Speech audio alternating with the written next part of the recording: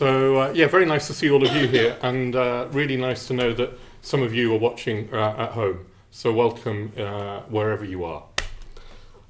So on Monday night, Suryagupta talked about the Vajrayana, which was early Buddhism. Early Buddhism was particularly characterized by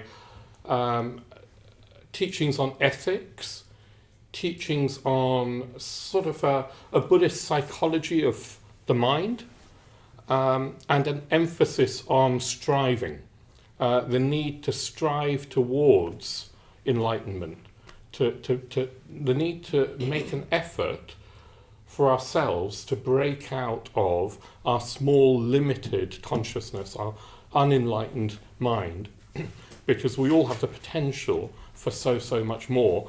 But the Buddha emphasized that we had to make the effort. Then last night we had Vajrayana talk about a later stage of Buddhism, which is called the Mahayana, which is said to have sort of arisen maybe a few hundred years after the parinirvana of the Buddha, the death of his body, and lasted maybe 500 or so years. And the Mahayana was particularly characterized by devotion, a cosmic vision, a sense of an archetypal Buddha, and not just one Buddha, but many Buddhas, and enlightened beings in different archetypal forms, symbolizing aspects of the enlightened mind. So devotion to them. But it was also characterized by a deeper metaphysics of what's going on, what is the nature of reality, who are we, and what is this world that we're in. So Buddhism has quite an advanced metaphysics which grew during that period. Yeah. And the other thing with the Mahayana was there was a really strong emphasis on altruism, that it's no good just me trying to get enlightened for myself, because the whole meaning of enlightenment is to see through the delusion that I'm a fixed and separate entity, that I'm a sort of self that's separate from the rest of the universe, from everybody else, and fixed. So if I try and gain enlightenment for myself, all I'm doing is building up egotism, or at least that's a danger. So a real emphasis on altruism. You practice for others, you try and serve others, you even move towards enlightenment so that you can be of greater benefit in the world. Yeah. And that was the Mahayana.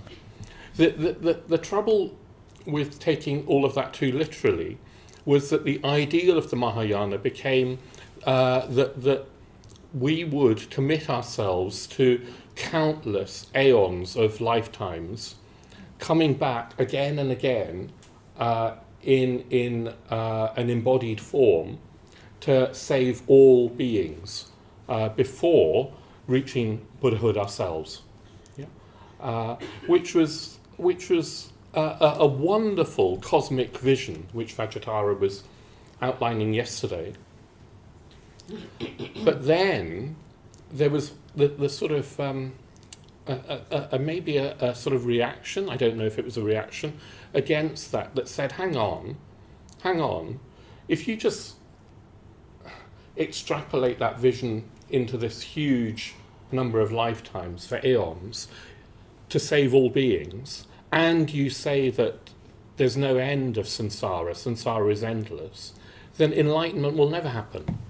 The Vajrayana was the direct path, that the next phase of Buddhism, you could say, was called the Vajrayana, and it was a direct path that emphasized enlightenment is possible in this very lifetime. In fact, it's possible in this very moment. Right here, right now, reality is as real as it's ever going to be, and we can wake up to that. Yeah. So the Vajrayana emphasized this direct seeing into the nature of existence and waking up right now. But it didn't discard, it built on the Mahayana, which built on the Shravakayana. So it didn't discard ethics and altruism and the metaphysics. It built on that, and it particularly built on that with ritual, symbolism, and imagination. And meditation, actually. I mean, meditation was always part of the Buddhist path, but the Vajrayana came up with particular practices and techniques, meditative practices and techniques, which were said to lead to a direct realization. There was also a great deal of emphasis on the guru, on a teacher that for you could be like the Buddha was when the Buddha was alive. So that you know, a teacher who could point out to you what enlightenment was and how to reach it for you, a sort of personal teaching. Yeah. So the Vajrayana is also known as the Mantrayana because mantras are given a huge place. Mantras, which are symbols, sound symbols of enlightenment, are given a huge place in part of the ritual practices. But it's also popularly known as Tantric Buddhism. Yeah? So Buddhism as its practice, particularly these days in Tibet. It used to be in India, and you get Tantric Buddhism in Japan as well. But in Tibet, that's what we think of when we think of the Tantra, particularly. Yeah. So that's a sort of outline of the Vajrayana. It's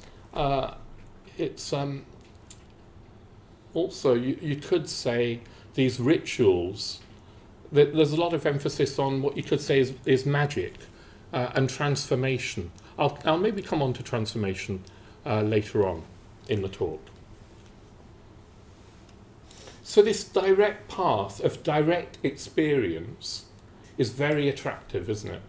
You might think, I don't want to come back for aeons of lifetimes. Maybe you do. Maybe you'd like being on Earth, embodied on Earth, and if you have got a good life, it might be fine for a while. But traditionally, Buddhism doesn't see human embodied existence as a desirable thing. It sees it as an opportunity to gain enlightenment and a wonderful opportunity to have a human body and human faculties, because human consciousness is capable of gaining enlightenment. So it's an opportunity. But in itself, this sense world, this world of the senses, Buddhism just sees as, in comparison to enlightenment, it sees it as painful. It sees it, this endless round of birth, and then old age, and then sickness, and then death. Old age, if you're lucky, I guess. Death, and then rebirth, and then doing it all again. Going back to school again, and adolescence, and all of that. You don't want to kind of do that too many times. So it's not seen as something, like a yippee, I'm going to come back. It's seen as this endless cycle, this wheel, like a hamster wheel, that we can transcend, we can get off. That doesn't mean annihilation, that means some sort of other, liberating consciousness that we can, that's who we really are. That means that we don't have to keep coming back and doing it all again, looking for fulfillment in all the wrong places, and then it not working out, and then we die.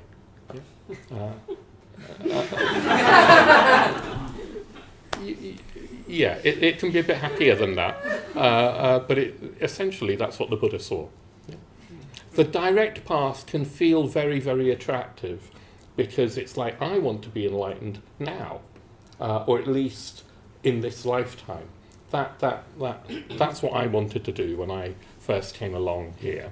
I didn't really want to learn about ethics. My first course here was, being more kind and being more generous, being more content, and I was like, yada yada, but I want to gain enlightenment. Give me the magic, give me the rituals, give me the mantras that are going to take me to Buddhahood. These days I'm a little bit more wise than that. Because you can't dispense with those other earlier teachings. Yeah? In a sense, Well, I was listening to a Tibetan scholar called Jay Garfield, and he was saying, he's an American actually, of a practitioner of Tibetan Buddhism, and a scholar, a philosopher, and he was saying that his Tibetan teacher used to say that every syllable of Buddha Dharma, every syllable of the Buddha's teaching, every syllable of Buddhism is to do with ethics, is to do with becoming more kind, is to becoming more generous, is to do with becoming less selfish. Because after all, what is the point of being liberated if you can't help others? That is the goal of Buddhism. So you can't dispense with the earlier phases, but nevertheless the Vajrayana does take some of the practices, you could say, into a very powerful and direct experience. So direct experience, what do we mean by direct experience? You could say it's about the experience that you're having right now, with your senses, with your mind. The trouble is that isn't really direct. We think it is. There's a lot of emphasis, particularly if you've been doing secular mindfulness, there's a lot of emphasis on just being here now with our sense experience, isn't there? Yeah. And that's not a bad thing to do, but that's not enlightenment. Because enlightenment will not be revealed to our ordinary 5 physical senses, nor in fact to the rational mind. The 5 physical senses, sight, sound, taste, touch, smell, when you think about the nature of what's going on when you see something or hear something, it's not a direct experience. It's actually quite a complicated experience, the nature of perception.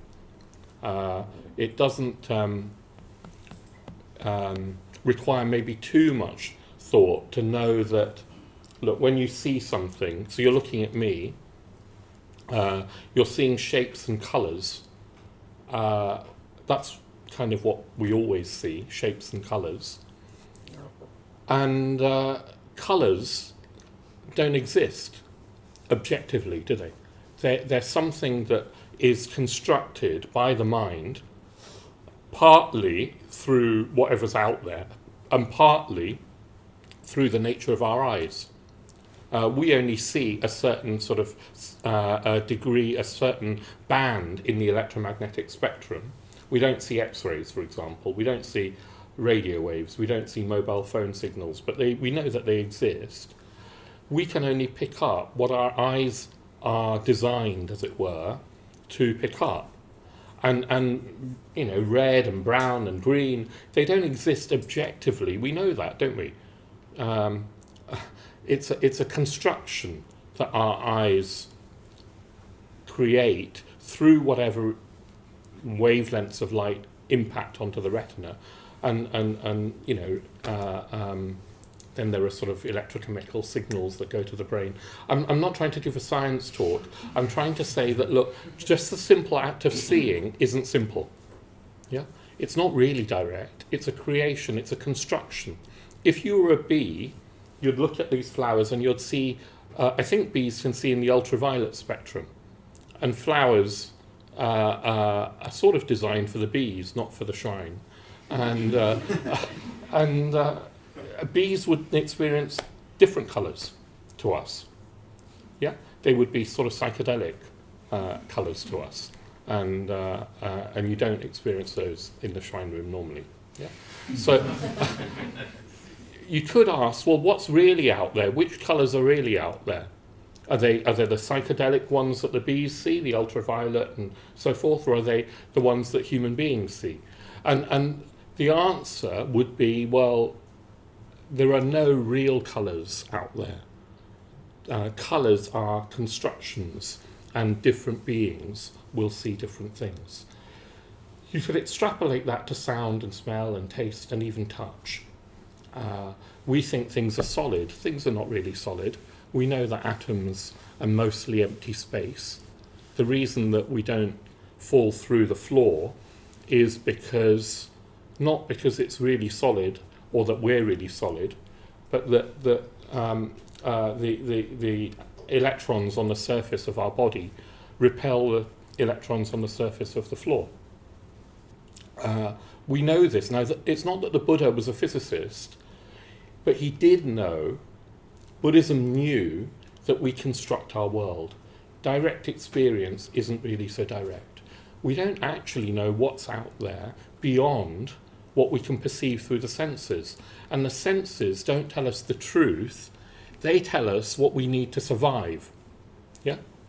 We've evolved with these senses because it was helpful to have these senses to avoid being eaten, not because they reveal the nature of reality. So the senses are not going to tell us what's actually happening. They're not going to tell us. And then you've got the common sense that we call the common sense, the sixth sense, the mind. And the mind, the rational faculty, at least in the mind, works through concepts, doesn't it? But enlightenment is said to be beyond all concepts. Not only is it said to be beyond all sense experience, it's beyond all conceptual experience. Concepts are founded in ideas of me and world, self and other, subject and object, time and space. But enlightenment isn't in time and space. It goes beyond the duality of self and other, of subject and object. So concepts are going to be inadequate to it. Does that make sense?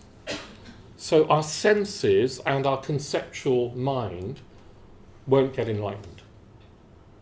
So we need some other path to get enlightened. And what the Tantra, what Vajrayana, what the Mantrayana particularly points to is symbols. It says, look at and try and develop a capacity to be receptive to a symbolic world. Symbols and images, a bit like poetry, can point to truths that concepts can't. They can point beyond our rational capacity. Yeah? They can point to things. So Bhante Sangharakshita, my teacher, says, well, what is a symbol? And one of the things he says, well, it's difficult to define a symbol, but one of the things he says it's not is a sign. He says a symbol is not a sign. He differentiates between signs and symbols. Signs are like an image that has a direct meaning. It has a completely clear meaning, like a stop sign or a no entry sign. So if you had a no entry sign on the road, that's all it means. It then doesn't mean, aren't we lucky to be alive? Yeah? It just means no entry. Yeah? It doesn't mean the world is beautiful or love is a greater value than power. It doesn't mean that. It just says no entry. Yeah? So that's a sign. But a symbol doesn't have a one-to-one kind of correspondence with a conceptual meaning. It can mean all sorts of things. It can mean love is stronger than death. That the world is somehow beautiful, or that there are values that we can't completely grasp conceptually. But for that to be true, it has to be a symbol for you.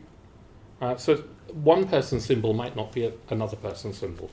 Some symbols might be a bit more universal. A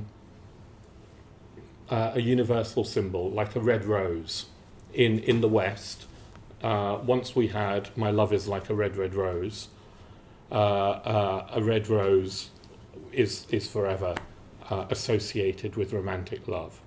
Yeah, even now, and it's a cliche, and how sort of silly, and yet people will buy red roses, won't they, on Valentine's Day? Yeah, it's a symbol, a sort of cheesy symbol, but also it has some sort of beauty to it. Yeah, but then other symbols are going to be more personal to you. So I have a shrine in my bedroom, and it's got all these symbols on. One of them is this figure here. I'll introduce you a little bit more to that figure later. He's called Vajrayana. and Vajrayana is a Vajrayana tantric symbol. He's an enlightened being in a particular form, with all sorts of associations with him. But I've also got some personal symbols on my shrine. So when my mother died, she died in about 14 years ago. You know, I kept a few of her things. I also kept a tiny portion of her ashes in a little metal tin that she used to keep eyeliner in. Yeah. So in her little round tiny tin, I've got a tiny portion of her ashes, and that's on my shrine. And that won't mean anything to anybody else. It might do to my sister, but it won't mean anything to anybody else. Does that make sense? It's a symbol, though, for me. And if you said to me, what does that little tin of a few ashes mean? I couldn't explain to you completely in rational terms. But I do know that it's very precious. Yeah. So some things are going to be personal. Wedding rings are going to be personal. And then some symbols are more universal. And sometimes you have to learn the language of symbols. Like this symbol of Vajrayana, if you've never come across him and you're not familiar with Tibetan Buddhism, it'll just feel like a weird kind of demonic monster. You have to learn the language of the meaning of the various aspects of his form to know why he's a symbol of enlightenment. Yeah? So sometimes you have to do a bit of work.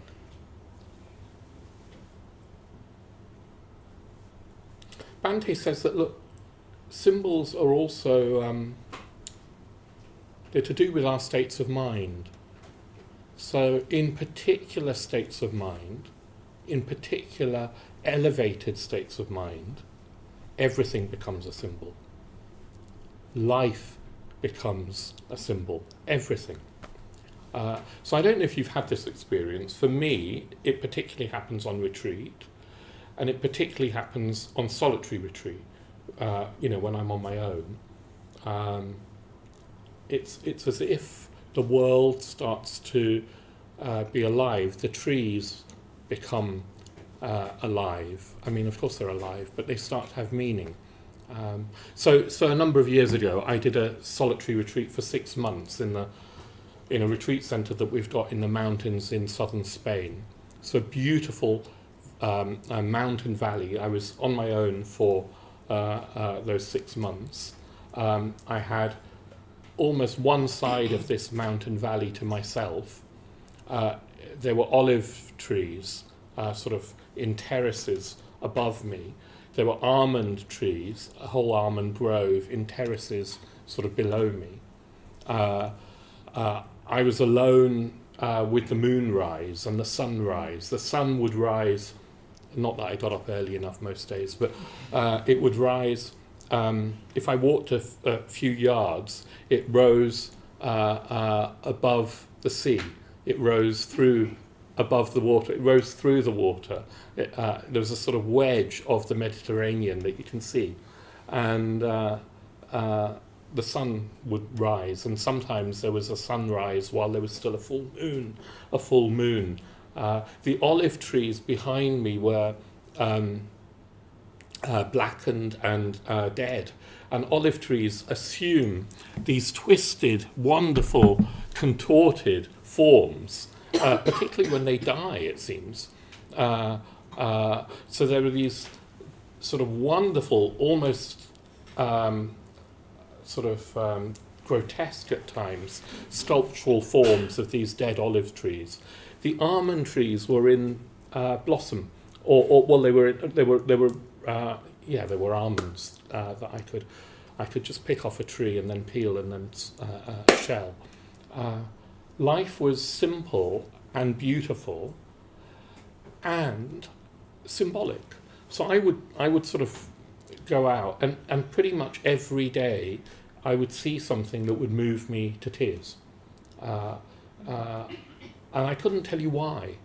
I couldn't tell you what was so wonderful. Because sometimes it wasn't something, I don't know, it was just some moss on a rock in the rain, and it would move me to tears.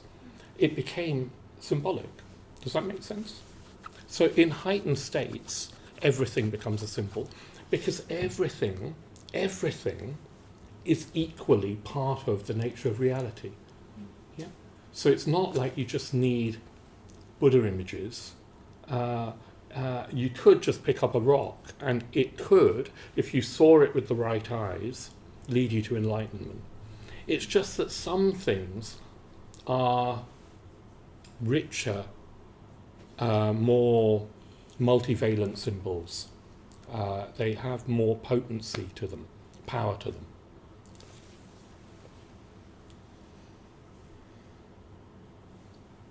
When you enter that symbolic world, one of the things that you leave behind is a conceptual understanding.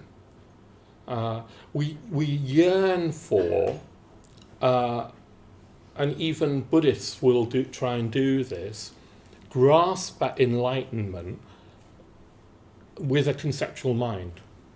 Now, it's not that you don't need to study Buddhism. You do need to study Buddhism. You do need to understand Buddhist ideas and concepts. We do need to even understand what you could say is Buddhist philosophy, metaphysics, Buddhist metaphysics. But we also need to understand that those concepts act as a springboard to enlightenment. We need them because otherwise we might go very wrong. Like, I don't know, Buddhism would say theistic traditions have gone very wrong. Like lots of people from theistic traditions will have had higher spiritual experiences, yeah, because they can happen to anybody. Prayer and other theistic kind of practices probably have led some people to what Buddhists would say are very lofty spiritual experiences. But then a lot of theists will interpret what has happened to them in terms of God. And Buddhism would say that's a concept that gets in the way. Yeah, that's a concept that gets in the way. And if you're not careful, theism leads to all sorts of horrors, particularly if it becomes intolerant, dogmatic, fundamentalist, and starts to go to war with people who don't believe in your God. Yeah. So theism, Buddhism would say, look, you're possibly, there is something higher, but you've misinterpreted what that is. But opposite to that, you've got atheism. And atheism, as we sort of understand it in the modern West, sort of implies that there's no values. Yeah? If you're not careful, you end up with a materialist philosophy, materialist metaphysics, which is nihilistic, which says, look, there is nothing apart from this material world. So make the most of this material world, have as much sense pleasure as you can, maybe help a few people out along the way, but there's nothing higher. There's nothing beyond the death of the body, and there's no higher real values that are universal. So it's up to you what you do with your life. Completely, it's arbitrary. And if you just choose to spend your life shopping, that's as good as practicing a religion. And Buddhism will say, no, that's completely wrong. Yeah? There are higher values. We are capable of realizing them, and shopping won't help you. Yeah? Amazon doesn't have the key to enlightenment, even though, bless him, Jeff Bezos or whoever it is capable of enlightenment. Yeah? If he only knew it. And you know, that I bought a jumper recently online, and it's as much part of reality as Vajrayana is. So there's nothing wrong with it. It's just that craving after material things doesn't get you there. Concepts are needed, that's what I'm trying to say, but we need to understand that they act as springboards to a world, to an experience. Experience isn't the right word, but let's go with it. To a realization that is beyond concepts. There's one of the figures in the Vajrayana is Guru Padmasambhava. I'm not going to talk about Padmasambhava apart from one of one of his teachings. He says, repeat again and again to yourself, I do not know, I do not have, I do not understand. I do not know, I do not have, I do not understand. So a Buddhist aiming for enlightenment doesn't see reason as the highest faculty, but they don't dispense with reason, because to dispense with reason, that way lies madness. So you need your reason, you need to think and use your mind, and you have to be prepared to go beyond it. Just as your senses, you need your senses to navigate, to have breakfast, etc., to get here. The senses, there's nothing wrong with them, it's just that they're not going to reveal the truth. We need to go beyond them. And how do you go beyond the senses and the rational mind? There's another faculty that you cultivate. You cultivate this spiritual faculty. We don't have a great word for it in English. So Bhante uses the word imagination. He uses it in a particular way. He gives it, you could say he gives it a capital I. He talks about a spiritual imagination. You could say a dharmic imagination. And it's a faculty that includes your reason, it includes your emotions, your volitions, it includes, in fact, all of you, but it transcends all of those faculties and it begins to apprehend the world as symbol. Yeah? It sees things with a deeper value. And it's that faculty that we can train, we can develop. Vajrayana Buddhism, all of Buddhism actually, but Vajrayana Buddhism helps you train that faculty through ritual practices and imaginative practices, develop that faculty, and then asks you to point that faculty at your immediate experience. It asks you to look at, well, who are you? Who are you really? You're not just a name and an address or a postcode. You're not even just your physical body. You're certainly not a career or a job or a vocation. You're not a partner. I mean, you might be, but that doesn't define you. You're not a son or a daughter. You're not a parent if you happen to have children. You're not essentially any of those things, even though you can be all of those things. You're not defined by gender and race and age and sexual orientation, and actually any category that you can think of isn't essentially who we are. You're not even your personality. So who are you? And the Tantra says, with a meditative and an imaginative mind, look inside yourself with a curiosity, with a questioning. What is it to be aware? What is a thought? A thought isn't a thing. What is an emotion? An emotion's not a thing. What is it to have thoughts and emotions? Who am I really? If you can do this in a meditative way with this symbolic imagination, what can arise is flashes of intuitive realization. Flashes where you suddenly see the truth, and the truth opens up. It's like your mind opens up. It's like a new type of consciousness arises in your mind, and it's boundless. It's not a consciousness that is located or identified with the body. It's like everywhere. It's not, you can't say it's your consciousness or not your consciousness, because it includes everything. And it includes everything in its embrace, which is an embrace of love and compassion. And it sees everything with the eyes of beauty. So not just love, but beauty and compassion. And a sense that you're not separate. You do start to sort of transcend the boundaries of the physical. Physically, sure, we're separate. Well, you could say our ordinary rational minds and our personalities are separate. But there's a deeper dimension where we're not. And you open up to that. That's what starts to happen. And the Vajrayana says you can do that. The potential to do that is in everybody at any moment. At any moment.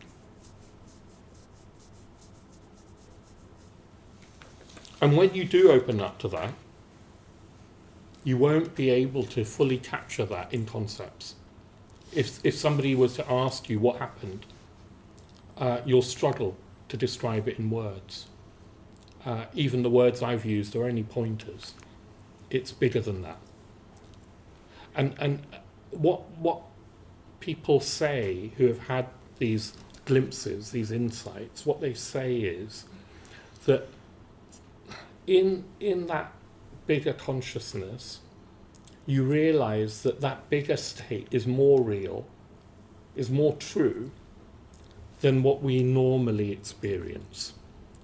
This particular way of experiencing now, where I'm here, you're there, and we're sort of sealed within our bodies, is not as real. Yeah? Where we believe our senses, it's not as real. People have had these experiences say that in comparison, this ordinary way of experiencing feels dreamlike. It is sort of happening, but it's a bit like a dream. And it's a dream that we don't need to take as seriously as we do. It's a bit like a dream. Sometimes the dream can be a bad dream. Sometimes it can be a beautiful dream. But it's not as real as what opens up when you perceive the truth. And when you perceive the truth, there's a fulfillment, a contentment, a peace that transcends anything that the sense world can give us. It's like we're yearning for this, but we look for it in lovers and cars and houses and holidays and jumpers. And then we find that it doesn't quite work. Yeah. Okay, let's move on. So what sort of practices do you need to do? Well, in a certain sense, they're not new to you. So if you've learnt the Metta-bhavana practice, it's a tantric practice. Yeah. The Metta-bhavana, which is the development of loving kindness. Some of you may not have learnt it, but we teach it here regularly. It's a tantric practice. It's a practice which can transform the small mind, the ordinary mind, into this vast consciousness. That's one practice that can do that. There are other practices that we practice in this centre and this order, like the going for refuge and prostration practice, which is only introduced to you once you've asked for ordination. or sadhana practice, which is a visualization of a particular Buddha or Bodhisattva, archetypal Buddha or Bodhisattva, which is only given to you at ordination. Or you could say any dharmic practice where you practice it with sufficient intensity becomes a tantric practice. So some of you are working in the cafe next door in Mandala. Bhante says that team-based right livelihood, working for the Dharma rather than working for wages and a career, is a tantric practice because it challenges egotism. Yeah? It's like you have to work really hard, you have to give loads of your energy. You don't get the worldly rewards back. You might get a thank you from a customer for your cappuccino, but that's not much when you are working long hours, as I know, Matt and Ben and others do here. It's a tantric practice because it goes beyond egotism. Yeah. Or living communally can be an intense practice. I've lived in a community upstairs for 30 odd years. Actually, I love it. I don't think of it as an intense practice. I think of it as just joy, living with friends. But it does have a certain intensity to it because you don't have a private life. Yeah, you have to sort of share everything. That can be a tantric practice. What's needed is intensity. If we want to gain enlightenment in this lifetime, we're going to have to give everything to it. We're going to have intensity. Now, I have to confess, I don't live that intensely. It's a bit like I do want to gain enlightenment in this lifetime. I even think it's possible. And I am very lazy. I just watch Netflix. I lie around. I don't spend all my time meditating. I watch YouTube shorts. There are all sorts of things that I do that dull the intensity. Yeah. So it's like I really want enlightenment, and I just want an easy life, and the two don't really go together. But on the other hand, I can't do intensity all in one go, because I'm just not ready. I'm not integrated enough. Buddhism tends to you have to practice at your own pace. Does that make sense? Otherwise, you'll give yourself a hernia, a sort of psychic hernia. I've seen people try and do this, and then they give up, and they have a big reaction and say, I'm not doing any of this. So you have to work at your own pace. That's not an excuse for watching Netflix, but anyway, I'll leave it there. Intensity, though, intensity can arise. It's like life can give us intensity, and sometimes it's like life forces itself on us, like a bereavement. If you've had a bereavement, suddenly you're in this intense situation, aren't you? You didn't ask for it, you didn't want it, and you've got it. And that can be an opportunity to really wake up to what is going on. Because sometimes my experience of losing my mother and my father is that everything, all the superficial dross of life falls away for a while. Yeah? It just feels so crass. What most people are preoccupied with, and what I'm preoccupied with so much of the time, feels so trivial compared to the fact of death. Have you had that? Yeah. So that's an opportunity to say, look, what is it that we're here for? It can't be the trivial things that we normally exist for. Yeah. Last year, I was diagnosed with localized prostate cancer. And it was sort of around this time last year, actually, that I had the diagnosis. And yes, it was frightening. It was really frightening, particularly those first few weeks where I didn't really know.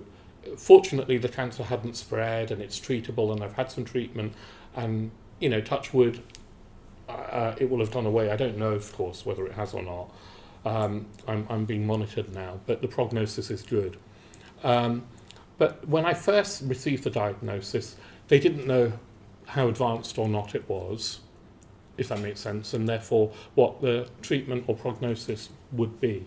So there was this opening up where the ground had been taken away from under my feet.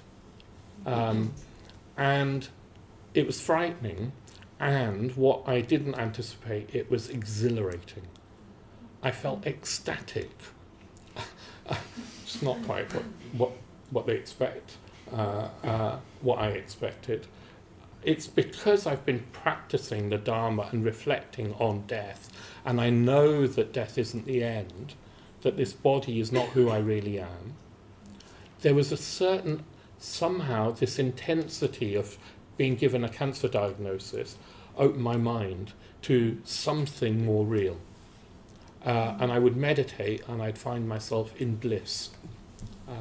At night I'd wake up frightened. So there was both going on. Does that make sense? Now that I've had all the treatment and I feel fine, I could still be told that actually the cancer has returned or hasn't been cured. But guess what? I've gone back to being complacent, as if I'm going to live forever, which I know I'm not. So this intensity, life can give us intensity, and we need to make use of that when it happens. You'll only be able to make use of those intense situations if you've been practicing. When I found out about cancer, there was lots of support. I was very fortunate, including the NHS were absolutely brilliant. And I went to some sort of, workshop, where they were telling us about the treatment and also how to manage the treatment. And there was a young woman talking about mindfulness and how you don't have to believe those anxious thoughts because they're just thoughts, and thoughts are what are thoughts anyway. And I thought, oh my God, if I hadn't practiced for 30 years, I wouldn't have a hope now starting to learn about mindfulness. It's no good now her saying don't be anxious, they're just anxious thoughts. It's not the best time now to learn to meditate. I mean, there's always a good time to learn to meditate. All I'm trying to say is that don't wait for life to fall apart before you start practicing. Because if you start practicing when you are able to and when you're healthy, when things do fall apart, which they do and will, you'll have resources. And maybe you'll have enough resources to become enlightened. I didn't, but I at least I had a little moment. Or two. So, I should start wrapping up. The Vajrayana, Buddhism generally, even in the Buddha's day, it's not that the Vajrayana teaches us something new, it just gives us a new set of practices. It teaches us that we can wake up now, that's our potential, but it also teaches us that we will have to, it won't just happen automatically. There are teachers out there online who say that there's nothing you need to do. That's not a Buddhist teaching. It's more like an Advaita Vedantic, Neo-Advaita Vedanta teaching, sort of corruption probably of Advaita Vedanta. But there are some Western modern teachers out there who say just chill, just relax, let go. There's nothing you need to do, just wake up. And now, I'm not saying that's entirely untrue, but for most of us, that's not enough. Most of us, that won't work. And therefore, I think it's really not a very helpful teaching. most of us will need intense practice. That means intense reflection, intense meditation, intense communication with others, hopefully with friends. Our work life, our social life, our whole life, every aspect of it will need to be orientated at least more and more towards enlightenment. If we really want to wake up. And you can't do that all in one go, so you start from where you are. You walk the path. There is a path. Without a path, it's not really Buddhism. So there is a path, and just by being here now or where you are at home, you could say you're on that path. So don't stop. Yeah, don't stop. The path is worth walking, even if you don't get enlightened in this lifetime. So even if I don't get enlightened in this lifetime, my life is immeasurably richer than it was or would have been had I not started practicing. Yeah? So it's definitely worth practicing. But also, the more you want to practice, the more you know that the stakes go up. The stakes go higher. So, for example, for me, when I started practicing, there were certain things that I just didn't want to do anymore. I gave up drinking and therefore socializing with quite a few work colleagues. Then I gave up my job because I didn't like the corporate world and so forth. So one of the things I gave up on was having a very luxurious material world lifestyle. Does that make sense? A lot of Buddhists do that, not because they're forced to, but because they want to, because they find a richer way of living. But I can remember when I gave up my job, I can remember saying to myself, okay, fair enough, go and work for the Dharma, but really do it. Really do it. Because if you don't really do it, you'll have done half of nothing. Yeah? And you might as well have had a successful career in the corporate tech world and bought a nice house and flashed cars, because at least you would have been doing something fully. Yeah. So practicing the Dharma, if you really want to become enlightened, will have consequences, and some of those consequences might sound a bit challenging. Apparently, Chogyam Trungpa Rinpoche, tantric teacher, used to say to people, and my own teacher said this to me, Subhuti, who ordained me, said this to me pretty much on the eve of my ordination. So I'm just about to commit my life to Buddhism. And he says to me, Chogyam Trungpa used to say, if you haven't started on the Buddhist path, don't start. Yeah? And if you have started, don't stop. Yeah? Why did he say don't start? Because it's demanding. But in a way, if you're here and you're enjoying this talk and enjoying meditation, you've started. Yeah? So don't stop. Okay, Vajrayana. Vajrayana, I'm running out of time, but this figure on the shrine, I want to just introduce a tantric figure to you. I'm not going to be able to exhaust the symbolism. He is particularly associated, this form, this symbol, with overcoming obstacles to the Dharma. And he's ferocious. So his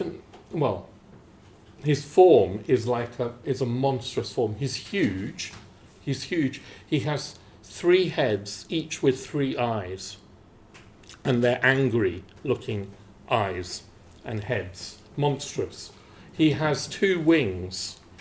He has 6 arms, holding various implements, including something called a kila, a Vajra kila, which is like a demon dagger, which he pins down obstacles to the Dharma and converts them to the path of practice, to the path of enlightenment. He has 4 legs, big muscular legs, and he's standing on a male and a female form who are not dead, but they look quite happy to be stood on. They're converted demons, a masculine and a female demon, converted to the Dharma, and they're offering themselves up as cushions for his legs. Interesting. He's got a consort, so he's in sexual union with his female consort Dipta Chakra, who has the normal number of limbs, but also 3 eyes. He holds a trident in one hand, a mass of flame, a firebrand in another, and Vajras, these thunderbolts, in 2 of his hands, as well as the Kila. And he's surrounded by this mass of flames. He's got serpents in his hair. He wears a garland of heads, severed heads. He's not frightened of death. He's like celebrating the fact that there's impermanence, there's life and death. He's completely fearless. He's a figure of, believe it or not, he's a figure of compassion, because he breaks through obstacles like greed, hatred, and delusion in one's own mind and heart. He breaks through them and then tramples on them and laughs at them, because he's completely liberated. He's completely fearless. He's completely liberated. You approach him, come and have a look at him at the end of the class, but I'd approach him with care. These tantric images are not playthings. They're forces, they're images of forces that you can access. I was going to say in your own mind, but they're not. They're in this mind that is beyond self and other, that is beyond all dualism, but that somehow we are part of. They're forces that you can unleash. Vajrayana is a force. He's a living force. He may not look like that in reality because he's beyond form. But the force of enlightenment is real. And in fact, it's more real than anything that we can imagine through our ordinary sense world and our rational mind. And even if you just have a tiny glimpse of this force, if it breaks through for a second into your life, into your world, it will have a transformative effect. It will be like everything, it's like you're plugged into the mains, everything is lit up, and you know that it's the truth. And from that moment, even if that moment disappears, which it normally does, and you come back, as it were, down to your ordinary self, once you've glimpsed it, it's like you can't turn back.